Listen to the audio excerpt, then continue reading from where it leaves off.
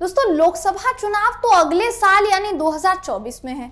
हमारे देश में प्रधानमंत्री के पद पर अभी भी प्रधानमंत्री मोदी ही बैठे हैं ना, या उनकी जगह किसी 2 रुपल्ली ट्रोलर को बैठा दिया गया है? ये सवाल मैं इसलिए पूछ रही हूं, सवाल पूछा जाना इसलिए जरूरी है क्योंकि दूसरों को भाषा की मर्यादा के ऊपर ज्ञान देते हैं, जो ज्ञान देते हैं वो आज कांग्रेस को एक ट्रोलर की तरह ट्रोल कर रहे हैं। प्रधानमंत्री जी का अकाउंट शायद किसी नौजवान ट्रोलर के हाथ में पकड़ा दिया गया है, इसलिए जिस तरीके से इमोजीज का इस्तेमाल किया जा रहा है दोस्तों मोदी जी के ट्वीट में, आपको ऐसा लगेगा नहीं कि ये उन्हीं का ज्ञान देने वाले पीएम साहब का ही ट्वीट है या किसी और का। मोदी जी ने 3 चुनाव जीतने के बाद ऐसा ट्वीट कर दिया जिसे देखकर हर कोई चौंक गया है। ट्वीट में लिखा क्या है और कैसे इमोजीज का इस्तेमाल किया गया भर भर कर, इस खबर में मैं आपको बताऊंगी दोस्तों। नमस्कार, मेरा नाम है जयंती झा और आप देख रहे हैं देश नीति। देश नीति, केवल सच्ची और पक्की खबरें। पनौती शब्द का इस्तेमाल हो जाए तो मोदी जी अपने ऊपर उसको ले लेते हैं। सरकार की कमियां गिना दी जाए और मोदी जी से सवाल पूछ लिया जाए तो यही मोदी जी कहते हैं कि कांग्रेस के लोग मुझे गाली देते हैं, कांग्रेस के लोग मुझे भर भर कर गाली देते हैं। लेकिन अगर खुद मोदी जी ही अपनी ट्रोल आर्मी के नक्शे कदम पर चलना शुरू कर दें तो क्या प्रधानमंत्री पद की गरिमा 1% भी बाकी रह जाती है? ये सवाल इसलिए पूछ रही हूं क्योंकि मोदी जी ने ट्वीट ही कुछ ऐसा कर दिया है दोस्तों। दरअसल इंडिया टुडे के एडिटर हैं और एंकर हैं शिव अरूर। इन्होंने अपना एक एंकर का वीडियो शेयर किया जिसमें वो कांग्रेस पर निशाना साधते हुए दिखाई दे रहे हैं। शिव अरूर हारने के बाद कांग्रेस अलग अलग वजह गिनवा रही है, ये वो बताते हुए नजर आ रहे हैं, मगर अपनी हार को स्वीकार नहीं कर रही है, ये शिव अरूर का कहना था। इसी ट्वीट पर मोदी जी ने ट्वीट किया। आपकी स्क्रीन पर मोदी जी का ट्वीट आपको इस वक्त मैं दिखा रही हूँ दोस्तों, जिसके मुताबिक प्रधानमंत्री नरेंद्र मोदी जी ने बाकायदा इमोजीज का इस्तेमाल किया है और लिखा है कांग्रेस के लिए कि वो अपने अहंकार, झूठ, निराशावाद और अज्ञानता से खुश रहे, लेकिन उनके विभाजनकारी एजेंडे से सावधान रहे। 70 साल पुरानी आदत इतनी आसानी से नहीं जा सकती। साथ ही लोगों की समझदारी ऐसी है कि कांग्रेस आगे कई और मंदी के लिए तैयार रहे, यानी उसको तैयार रहना पड़ेगा। वो यहाँ हंसने के इमोजीज के साथ ट्वीट कर रहे हैं कि आगे भी कांग्रेस ऐसी ही हार के लिए तैयार रहे। दोस्तों, अभी तक यही प्रधानमंत्री मोदी हैं जो तमाम पार्टियों को संसद से लेकर रैलियों तक में मर्यादा सिखा रहे थे।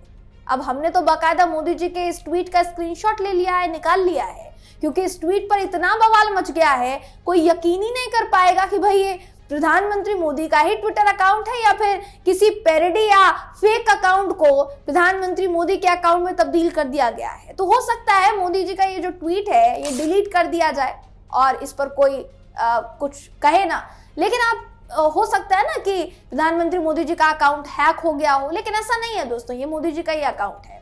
भाजपा कहीं ना कहीं जो इसको लेकर पूरा का पूरा क्रेडिट प्रधानमंत्री मोदी जी को दे रही है, उसे भी ये ट्वीट देखना चाहिए। इसे भी देखिए झुटलाया नहीं जा सकता है। ये मेल्टडाउन कांग्रेस के लिए है या बीजेपी के लिए कि मध्य प्रदेश में मुख्यमंत्री के लिए इतनी मारामारी है कि कैलाश विजयवर्गीय लाडली बहन योजना को जीत की वजह से मारने के लिए तैयार नहीं है। वहीं दुनिया के सबसे बड़े लोकतंत्र के प्रधानमंत्री की ऐसी भाषा की उम्मीद ये तो शायद किसने ही की होगी। मैं आपको मध्य प्रदेश का जिक्र कर रही थी आपके साथ दोस्तों, थोड़े समय पहले, कुछ ही मिनटों पहले मैं मध्य प्रदेश का जिक्र कर रही थी कि मध्य प्रदेश में मुख्यमंत्री पद के लिए खींचतान शुरू हो गई है, मारामारी शुरू हो गई है।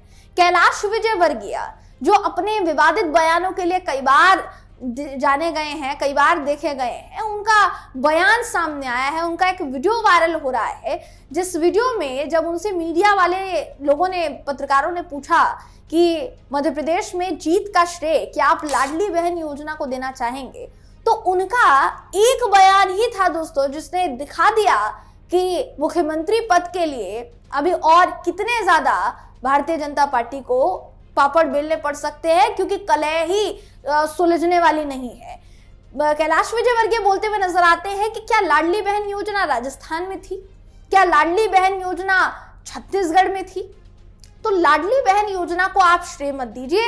हम ये जो चुनाव जीते हैं, हम ये प्रधानमंत्री मोदी के चेहरे पर चुनाव जीते, प्रधानमंत्री मोदी जी की वजह से हम ये चुनाव जीते हैं और भारतीय जनता पार्टी का संगठनात्मक कहीं ना कहीं पहलू वो गिनाते हुए यहाँ पर नजर आए। लेकिन शिवराज सिंह चौहान का नाम कहीं से कहीं तक नहीं लिया।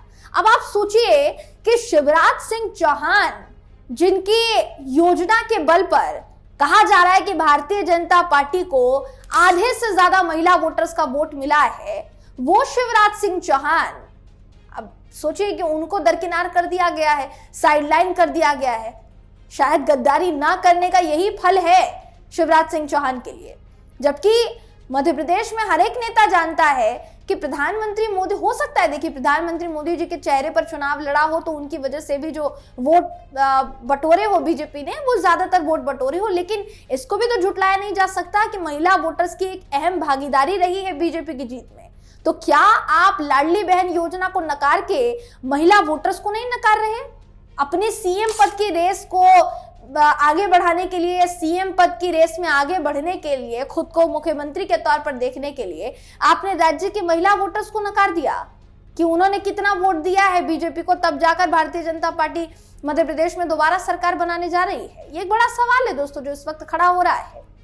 सबसे बड़ी बात यहाँ पर ये कि सिर्फ और सिर्फ मध्य प्रदेश में ही मारामारी नहीं चल रही है, राजस्थान में भी यही हाल है। राजस्थान में वसुंधरा राजे को मुख्यमंत्री बनाया जाए या फिर किसी और को मुख्यमंत्री बनाया जाए, ये सवाल उठ रहा है। अभी फिलहाल बीजेपी में भी इसको लेकर असमंजस की स्थिति बनी हुई है। भारतीय जनता पार्टी इसमें भी क्या फैसला लेगी ये अभी तक तय नहीं हो पाया है। छत्तीसगढ़ में कौन सीएम बनेगा इसका कोई अता पता नहीं है। तो 3 राज्य और तीनों राज्य में मुख्यमंत्रियों को लेकर रसाकशी जारी है। अब एक दूसरे का सर फोड़ने की स्थिति आ चुकी है। और प्रधानमंत्री मोदी जी को आप देख लीजिए, उनके ट्वीट से ऐसा लगता ही नहीं है कि देश के प्रधानमंत्री हैं, ये भारतीय जनता पार्टी का अव्वल नेतृत्व कर रहे हैं। दोस्तों इस पूरी खबर को लेकर आप क्या सोचते हैं, आपकी क्या राय है, कमेंट करके जरूर बताइएगा। वीडियो अगर आपको पसंद आया हो तो वीडियो को लाइक कीजिए, शेयर कीजिए, चैनल को सब्सक्राइब करना बिल्कुल भी ना भूलें। फिर मुलाकात होगी आपसे अगले वीडियो में, तब तक के लिए नमस्कार।